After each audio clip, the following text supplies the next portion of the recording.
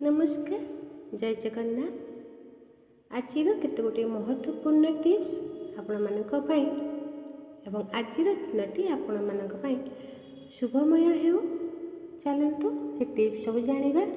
प्रथमे लाल कपड़ा यही पांचटी किसी जिनिस अच्छी जहाँ आप बांधिकी लाल कपड़ा घर आलमारी बा जोठी आप पैसा कि टंका रखुचंती धन भी रखुचंती से स्थान जदि से पुटुलाटा को रखिबे निश्चिंत आपणक घरे शुभ सहित आपणकर धन लाभ सुजोग मिलिबो। लाल कपड़ा किसी शुभ वस्तु बांधि घरे आलमारी धन रखा स्थान रखंतु। या हेउछि अनेक लोकंक मध्य आस्था रही और सकारात्मक प्रतीक अटे।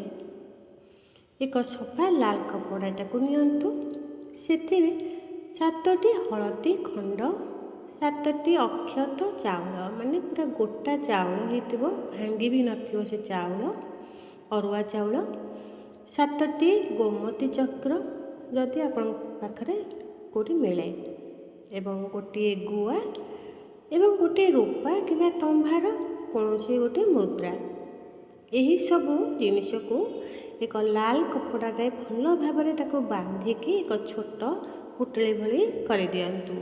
यही पुटुली को गुरुवार दिन पूजा करी आलमारी रखंतु एवं से स्थान रे ताको प्रति वर्ष से कपड़ा को चेंज करंतु। लाल कपड़ा प्रति वर्ष अलग कपड़ा पुणी नुआटे किणिकी पुटुली रे बांधिकी पूजा करके पुणी रखंतु। केबे भी वर्षक भितर ताको खोलिबा उचित नुहे। पियाज हलदी रस को जो जगह आप लगेबे से जगह लगेले मोड़ी होता जगह फुला कमी जाए। आपणकर यदि अंटा जंत्रणा कष्ट होउची ताहले से नड़िया तेल रे रसुण को पकाई गरम करिकी तापर ताको ठंडा करिकी अंटारे ताको लगेबे देखिबे आपणकर जंत्रणा कमिजिब।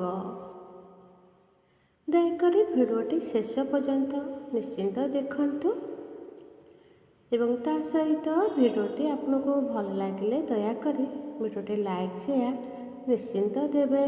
ता सहित आपण चैनल को यदि सब्सक्राइब करें सब्सक्राइब दयाकरी सब्सक्राइब करेंगे। मुहरे जदि दाग हेले जमा कमुनी ताले से जगार मसूर जाई को अल्प गुंड करी दही अल्प तादरे मिसेइबे लेंबू रस को मध्य अल्प तादरे मिसेइबे।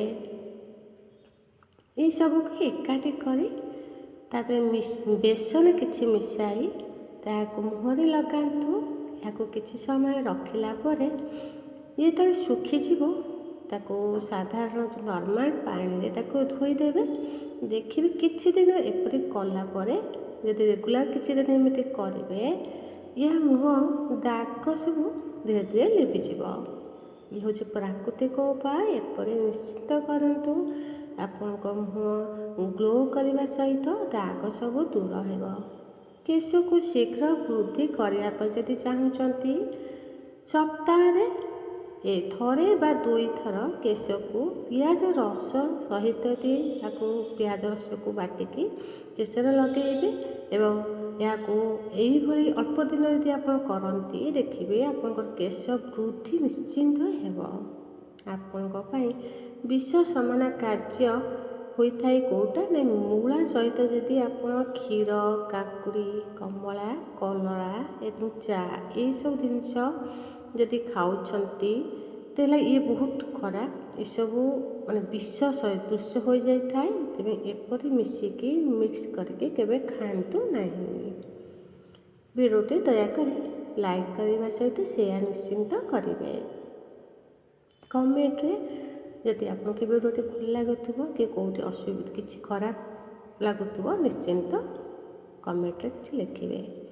हजम शक्ति बाड़े पाई लेंबू और पुदीना रस को मिसाई यदि आप पीबे देखिए हजम शक्ति ବଢ଼ିଯିବ। ଲେମ୍ବୁ ପୁଦିନା ରସ ପିଇଲେ ହଜମ ଶକ୍ତି ବଢ଼ିଥାଏ। ଖାଇଲା ପରେ ଯେତେବେଳେ ଭାରି ଭାରି ଲାଗିଥାଏ ଏହିପରି କଲେ ଆପଣଙ୍କୁ ଉପକାର ମିଳିଥାଏ। ଆପଣ ଦିନରେ ଦହି ଯଦି ଖାଇବେ ଏହା ପେଟକୁ ଠିକ୍ କରିଥାଏ, ଇମ୍ୟୁନିଟି ମଧ୍ୟ ବଢ଼ାଇଥାଏ। କିନ୍ତୁ ଦହି ରାତିରେ କେବେ ଖାଆନ୍ତୁ ନାହିଁ। ଖାଇବା ଦ୍ୱାରା ଥଣ୍ଡା ଓ ସର୍ଦ୍ଦି ହୋଇଥାଏ। ପିଆଜ ଓ ହଳଦୀ ରସ ଫୁଲିଥିବା ଜାଗାରେ ଯଦି ଆପଣ ଲଗାଉଛନ୍ତି ତାହେଲେ ଫୁଲିବା ଜାଗା କମିଥାଏ। ହାତ କିମ୍ବା ପାଦ ମୋଡ଼ି ହୋଇଯାଇଥିଲେ ଯଦି ଏପରି ଜାଗାରେ ପିଆଜ ବଟା ଓ ହଳଦୀ ମିଶିକି ଲଗାଇବେ ତାହେଲେ ଏହାର ଉପକାରୀ ଆପଣଙ୍କୁ ମିଳିବ। ଅଧିକ ଖାଲି ପାଦରେ ଯଦି ଆପଣ ଚାଲୁଛନ୍ତି ତାହା ଆପଣଙ୍କ ପାଇଁ ବହୁତ ଉପକାର। କାହିଁକି ନା ଖାଲି ପାଦରେ ଯଦି ଆପଣ ଚାଲିବେ ଆପଣଙ୍କ ପାଦର ମଜବୁତ ବଢ଼ିବ। ତା ସହିତ ଖାଲି ପାଦରେ ଖାଲି ଘାସ ଉପରେ ଯଦି ସବୁବେଳେ ଚଲାଚଲି କରନ୍ତି ସକାଳୁ ଆଖିର ପାୱାର ବଢ଼ିଥାଏ, ସ୍ୱାସ୍ଥ୍ୟ ପାଇଁ ବହୁତ ଭଲ ହୋଇଥାଏ। ଭିଡ଼ିଓଟି ଦୟାକରି ଶେଷ ପର୍ଯ୍ୟନ୍ତ ଦେଖିବେ, କାହିଁକିନା ଶେଷକୁ ବି ବହୁତ ଭଲ ଟିପ୍ସ ସବୁ ଅଛି। ଏବଂ ଭିଡ଼ିଓଟି ଯଦି ଆପଣଙ୍କୁ ଭଲ ଲାଗିଥିବ ଦୟାକରି ସେୟାର କରିବେ ଏବଂ ଲାଇକ୍ କରିବା ସହିତ କମେଣ୍ଟରେ ଭଗବାନଙ୍କର ନାଁ ଆପଣ ଲେଖନ୍ତୁ। ଲହୁଣୀ ସହିତ ଯଦି ଆପଣ କେଶର ମିଶାଇ ଓଠରେ ଯଦି ୟାକୁ ଲଗାଉଛନ୍ତି ପ୍ରତିଦିନ ଏହାକୁ ଲଗାଇଲେ ଦେଖିବେ ଆପଣଙ୍କର ଯେଉଁ ଓଠର କଲର୍ ଯଦି କଳା ଥାଏ ତାହେଲେ ଗୋଲାପୀ ରଙ୍ଗ ହୋଇଯିବ। ଆପଣ ଯଦି ଗୋଲାପୀ ରଙ୍ଗ ଓଠ କରିବାକୁ ଚାହୁଁଛନ୍ତି ଏହି ଉପାୟ ପ୍ରତିଦିନ ବ୍ୟବହାର କରନ୍ତୁ। ଦେଖିବେ ଆପଣଙ୍କର ଓଠ ଧୀରେ ଧୀରେ କଲର୍ ତାର ଚେଞ୍ଜ ହେଇଯିବ। ସୋରିଷ ତେଲ, ହଳଦୀ ଆଉ ଟିକେ ଲୁଣ ଯଦି ତା ଦେହରେ ମିଶାଇକି ଆପଣ ଦାନ୍ତରେ ଘଷିବେ ଦେଖିବେ ଆପଣଙ୍କ ଯେଉଁ ଦାନ୍ତ ପ୍ରାୟ ଲୋକଙ୍କ ଦାନ୍ତ ହଳଦିଆ ଟାଇପ୍ର ଦେଖାଯାଇଥାଏ, ତାହେଲେ ପୁରା ଧଳା ହିଁ ଦେଖାଯିବ। ଏମିତି ଯଦି ଆପଣ ଏଇ ଉପାୟରେ କରୁଛନ୍ତି ଦାନ୍ତ ଘଷୁଛନ୍ତି ତା ସହିତ ଦାନ୍ତ ବି ମଜବୁତ ହେବ। ଦହିକୁ ପ୍ରତିଦିନ ଖାଇବା ପରେ ଖାଇବାରେ ହିଁ ସାମିଲ କରିବା ଉଚିତ। ରାତିରେ କେବେ ଦହି ଖାଆନ୍ତୁ ନାହିଁ ଏବଂ ଡେଲି ଖାଇବାରେ ଦହି ଯଦି ଆପଣ ପ୍ରୟୋଗ କରୁଛନ୍ତି ଆପଣଙ୍କ ଇମ୍ୟୁନିଟି ପାୱାର ବଢ଼ିବା ସହିତ ଆପଣଙ୍କର ହଜମ ଶକ୍ତି ମଧ୍ୟ ବଢ଼ିଥାଏ। ଆଜିର ଦିନଟି ଆପଣମାନଙ୍କ ପାଇଁ ବହୁତ ଶୁଭମୟ ହେଉ। ଭଗବାନ ଆପଣଙ୍କର ଦିନଟି ସଫଳ କରନ୍ତୁ।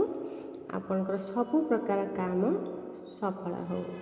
ଜୟ ଜଗନ୍ନାଥ। ଆଜି ମୁଁ ଏଇଠି ଆପଣଙ୍କର ଏଇ ଟିପ୍ସ ସବୁ ରଖୁଛି। ପୁଣି ଆସନ୍ତାକାଲି ଆଉ ଗୋଟେ ଟିପ୍ସ ନେଇକି ଆସିବି। ନମସ୍କାର, ଜୟ ଜଗନ୍ନାଥ। ଆପଣ ସମସ୍ତେ ଭଲରେ ରୁହନ୍ତୁ।